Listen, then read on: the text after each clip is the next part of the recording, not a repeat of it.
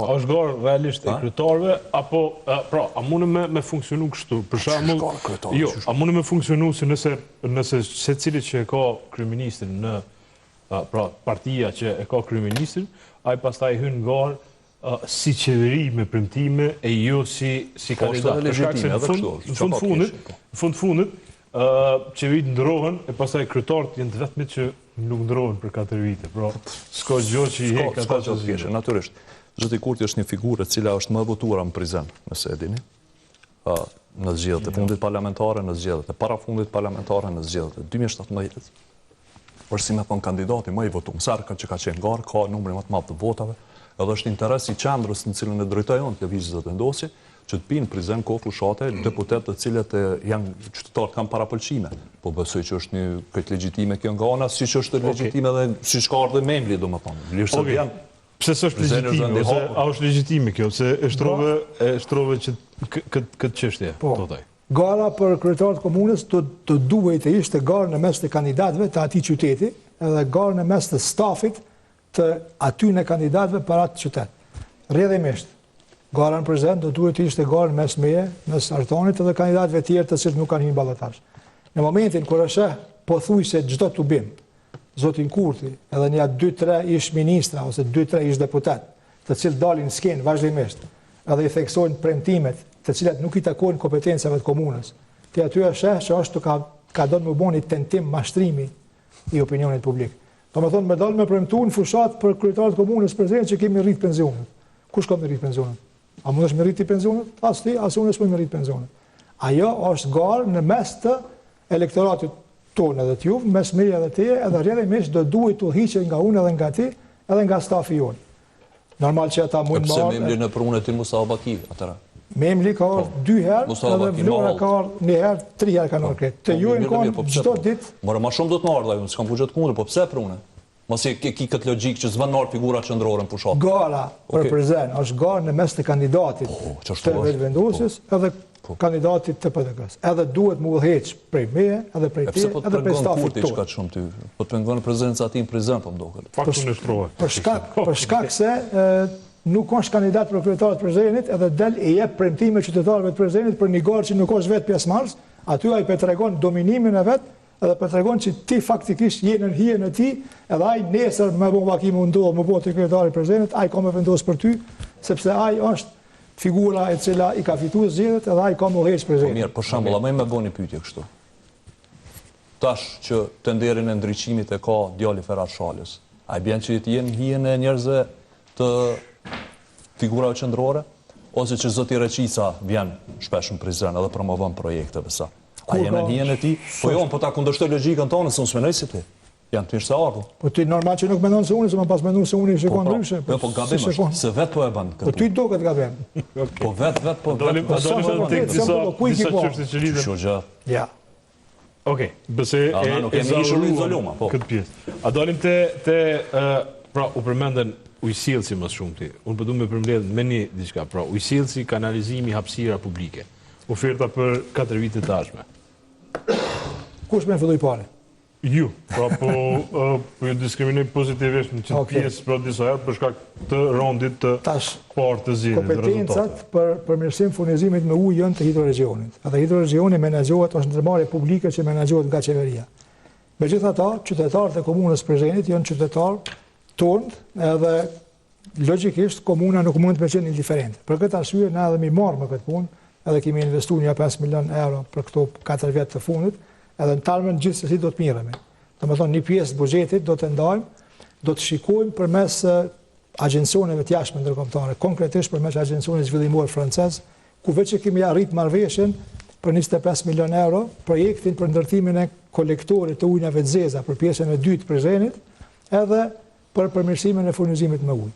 Në anën tjetër kemi plan që ekoregionin me zhvendos prej atij lokacioni ku është, me qumë një vend tjetër, sepse përpara ka qenë periferi.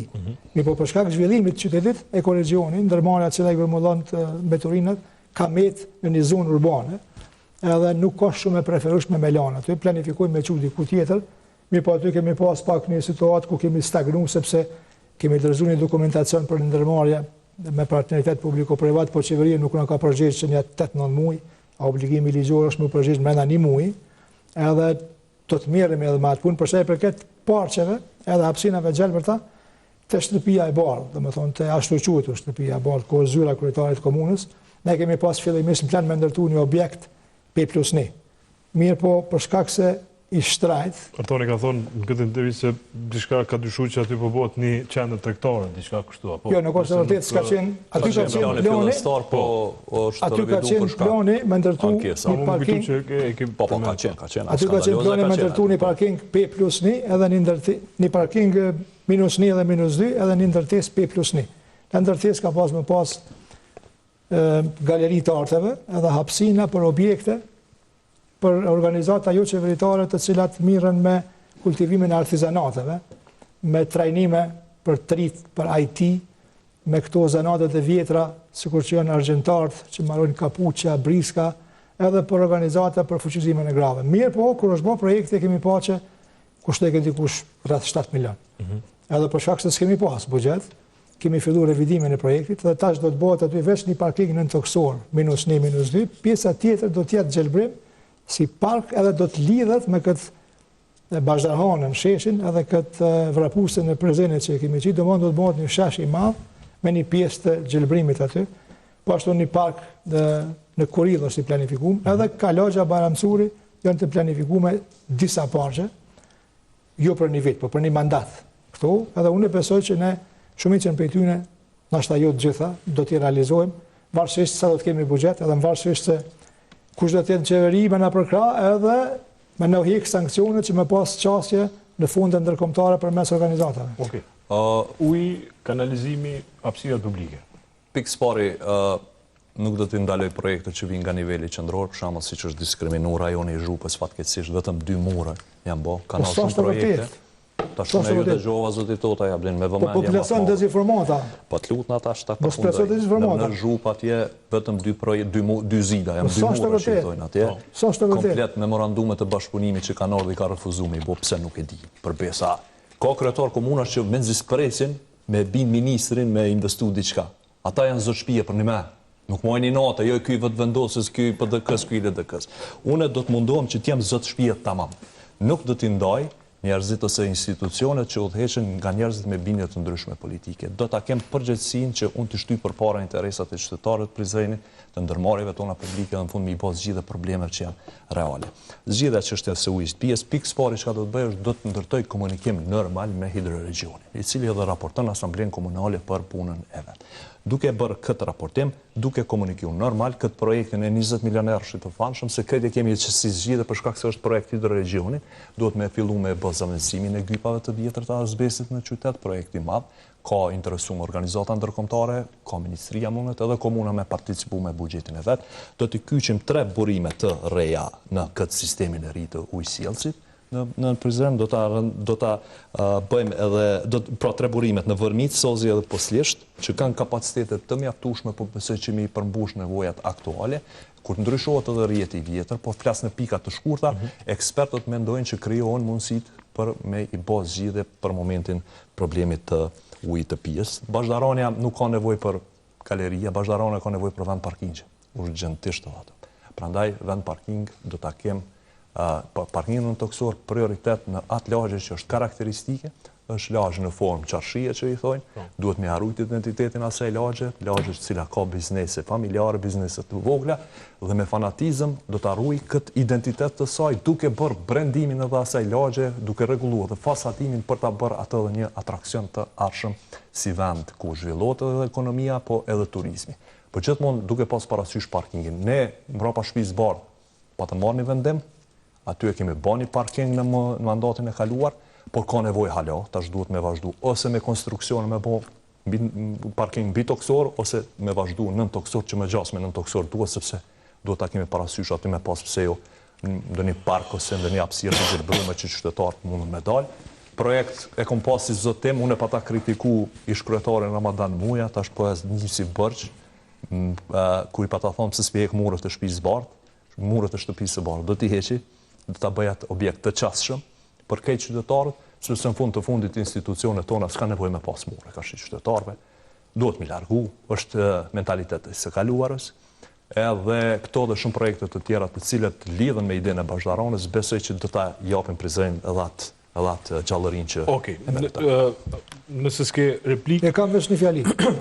Është fascinante për mua me dalë njëri për para opinionit publik, me dezinformata, me thonë që i ki ndalu projektit në rajonin e Zhupës.